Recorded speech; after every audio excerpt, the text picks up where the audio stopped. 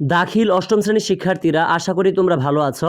আজকে তোমাদের সাথে অর্ধবার্ষিক পরীক্ষা 2026 সালের ইংলিশ সেকেন্ড পার্ট অর্থাৎ ইংরেজি দ্বিতীয় পত্র একটি নমুনা প্রশ্ন নিয়ে আমি হাজির হয়েছি। আমি আশা করতে পারি এই প্রশ্নটি যারা বাসায় ভালো করে বুঝে সলভ করতে পারবে ইনশাল্লাহ সেইখান থেকে পরীক্ষায় কমন পাবে। তো আমরা মূল ভিডিওটা শুরু করার আগে তোমাদের কাছে একটা ছোট্ট রিকোয়েস্ট থাকবে, যদি আমাদের চ্যানেলে নতুন হয়ে থাকো সেক্ষেত্রে অবশ্যই আমাদের চ্যানেলটিতে একটি লাইক দিয়ে চ্যানেলটি সাবস্ক্রাইব করে পাশে থাকবে। আর যারা অলরেডি আমাদের চ্যানেলটি সাবস্ক্রাইব করেছো অথবা ফেসবুকে ফলো করেছো তোমাদেরকে অনেক অনেক ধন্যবাদ। তো দেখো, প্রথমেই তোমাদেরকে জানতে হবে এই পরীক্ষাতে টোটাল সময় থাকবে হচ্ছে 2 ঘন্টা এবং ফুল মার্ক অর্থাৎ 50 নাম্বারের একটা কিন্তু পরীক্ষা হবে।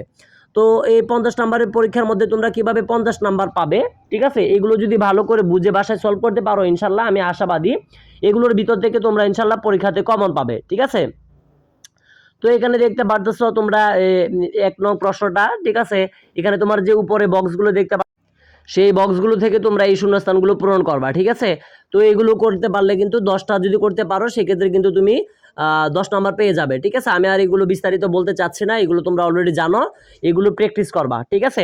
তো তারপরে দেখো আমরা সরাসরি 2 নং প্রশ্নে চলে যাচ্ছি। তো 2 নং প্রশ্ন দেখতে পারতেছো যে মেক 5 সেন্টেন্স ফ্রম, ঠিক আছে, দ্য সাবস্টিটিউশন টেবল।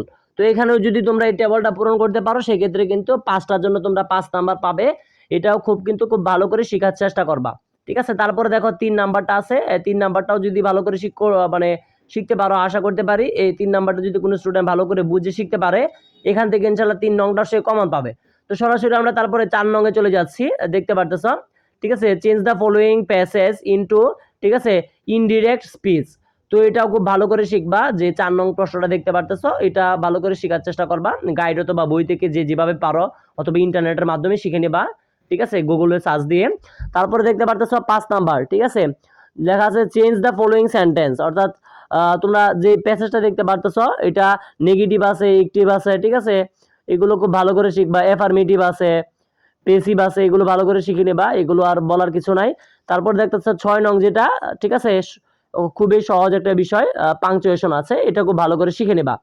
তো আমরা কিন্তু অলরেডি তোমাদের সাথে আলোচনা করেছি হচ্ছে যে 1 নং থেকে 6 নং পর্যন্ত টোটাল আলোচনা করেছি, ঠিক আছে, 5 গুণ 6 অর্থাৎ 30 নাম্বার নিয়ে আলোচনা করেছি। তো তার মধ্যে পাংচুয়েশনটা যেটা আছে এটা খুবই সহজ, যাতে একজন স্টুডেন্টও পাংচুয়েশনটা না বাদ দেয়, এটা আমি তোমাদের কাছে অনুরোধ থাকবে। তো আমি ভিডিও শুরুতে বলছিলাম যে তোমাদের কিন্তু 30 নাম্বারে থাকবে হচ্ছে মানে গ্রামার এবং 20 নাম্বার থাকবে হচ্ছে রাইটিং মানে লিখিত। তো দেখো 7 নাম্বারে তোমাদের কিন্তু একটা থাকবে হচ্ছে প্রাইজ গিভিং সিরামনি, লেখা আছে দেখতে পারতেছ, ঠিক আছে, প্রাইজ গিভিং সিরিমনি। তো এটা মূলত একটা লেটার, ঠিক আছে।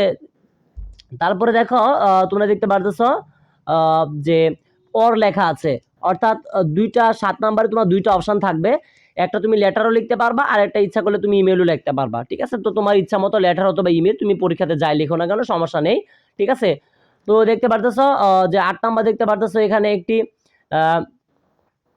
তোমার মানে এসে দেওয়া আছে, এ বি সি, ঠিক আছে, 3টা এসে দেওয়া আছে, এগুলো ভালো করে শিখবা, যেমন ইন্টারন্যাশনাল মাদার ল্যাঙ্গুয়েজ দেওয়া আছে, ঠিক আছে।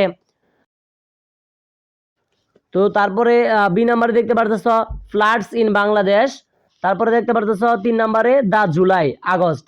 তো এইগুলো যদি ভালো করে শিখো ইনশাল্লাহ এগুলোর ভিতর থেকে থাকবে। তো আমি আর কথা বাড়াতে চাচ্ছি না, আজকের মতো বিদায় নিচ্ছি। যদি আমাদের ইউটিউব চ্যানেলে নতুন হয়ে থাকো অবশ্যই আমি আবারও বলবো চ্যানেলটিতে একটি লাইক দিয়ে চ্যানেলটি সাবস্ক্রাইব করবে এবং ফেসবুক পেজে হয়ে থাকলে অবশ্যই আমাদের ফেসবুক পেজটি ফলো করে দিবে এবং শেয়ার করে দিবে। আসসালামু আলাইকুম।